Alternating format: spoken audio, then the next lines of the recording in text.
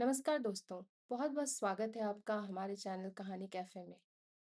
हमने गबन उपन्यास का पहला और दूसरा भाग अभी तक देखा, सुना, समझा और अब हम आखिरी भाग पे आएंगे और देखेंगे कि ये कहाँ मोड़ लेता है। ये है गबन का आखिरी भाग। पिछले दो भागों में हमने देखा कि एक आदमी का गिरना, एक पत्नी का उठना, एक बेकसूर इंसान पर मंडराता खतरा और एक फरार इंसान की बेचैनी। आज इस सब का अंत। लेकिन ये अंत वैसा नहीं होगा जैसा आप सोच रहे हैं। प्रेमचंद ने कोई परी कथा वाला अंत नहीं लिखा। उन्होंने वो लिखा जो सच है, जो न्याय है और जो शायद सबसे दर्दनाक भी है। तो चलिए गबन भाग 3 शुरू करते हैं। इलाहाबाद की अदालत से मुकदमा चल रहा है। जोहरा का पति, जिसका नाम रतन है, कटघरे में खड़ा है। उस पर आरोप है रमानाथ के गबन में शामिल होने का। लेकिन रतन बेकसूर है, वो कुछ नहीं जानता था। पुलिस के पास रमानाथ नहीं है, तो उन्होंने रतन को एक बलि का बकरा बना दिया। यही होता है, जब असली अपराधी भाग जाए तो सिस्टम किसी न किसी को पकड़ता है। और इस मुकदमे में जालपा गवाही देने आती है। यह कोई छोटी बात नहीं थी। उस जमाने में एक औरत का अदालत में जाकर बोलना, सबके सामने सच कहना, ये बहुत बड़ी हिम्मत का काम था। जालपा साफ कहती है रतन बेकसूर है। गबन रमानाथ ने किया था। रतन का इसमें कोई हाथ नहीं। अदालत सुनती है। सरकारी वकील सवाल पूछता है। जज नजर रखता है। जालपा हर सवाल का जवाब देती है, बिना डरे, बिना झिझके। वो जानती है कि यह गवाही उसके अपने पति को और मुसीबत में डाल सकती है, लेकिन वो यह भी जानती है कि एक बेकसूर को बचाना उसका फर्ज है। यही है जालपा का असली गहना, उसकी हिम्मत, उसका इंसाफ, उसकी सच्चाई।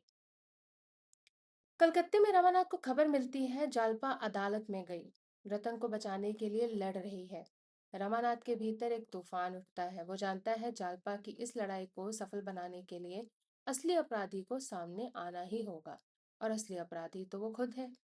एक तरफ जेल का डर, दूसरी तरफ उस आंदोलन की याद जहां लोग सच के लिए अपनी जान दे रहे थे। तीसरी तरफ जालपा का चेहरा, वो औरत उसने जिसको उसने अकेला छोड़ा, लेकिन वो टूटी नहीं। और एक रात रमानाथ फैसला करता है, वापस जाऊंगा, सच बोलूंगा, जो सजा मिले मंजूर है।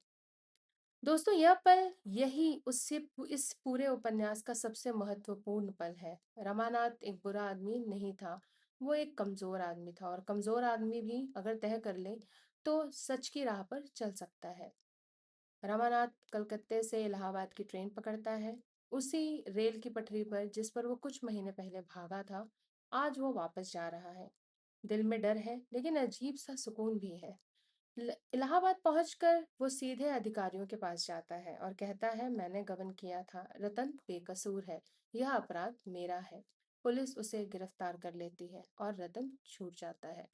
जोरा की आंखों में आंसू हैं, लेकिन राहत के। और जालपा जालपा और रमानाथ की मुलाकात होती है। यह मुलाकात वैसी नहीं जैसे फिल्मों में होती है, ना आंसू, न गले लगना, न माफी और न माफी की भीख। दोनों एक दूसरे को एकटक देखते रहते हैं।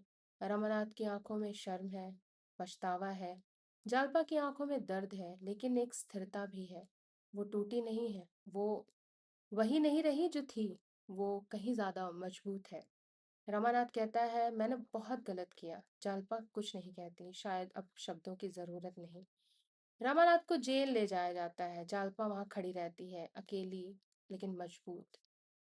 दोस्तों, गबन का अंत सुखद नहीं है। रमानाथ जेल जाता है, जालपा उसका इंतजार करेगी, यह पता नहीं। उनकी जिंदगी फिर से वैसी होगी, इसकी भी कोई गारंटी नहीं। लेकिन यही प्रेमचंद जी की खूबी है। उन्होंने कोई जादुई समाधान नहीं दिया। उन्होंने कहा, गलती करने के बाद उसकी कीमत चुकानी पड़ती है, और इंसाफ चाहे कितना भी दर्दनाक हो, जरूरी है। रमानाथ ने अपराध किया, वो सजा भुगतेगा। जालपा ने कोई गलती नहीं की, लेकिन वो भी इसकी कीमत चुकाती है। और यही जिंदगी है। गबन का अगर हम गहरा अर्थ अगर निकालें, तो एक आदमी के गबन की कहानी नहीं है ये। इससे हमें बहुत तरह की सीख मिलती है। जैसे कि पहली सीख, यह दहेज प्रथा पर एक तीखा व्यंग्य है। जालपा के गहनों की चाहत उसकी नहीं, समाज की देन है। इस समाज की जो औरत की कीमत उसके गहनों से लगाता था।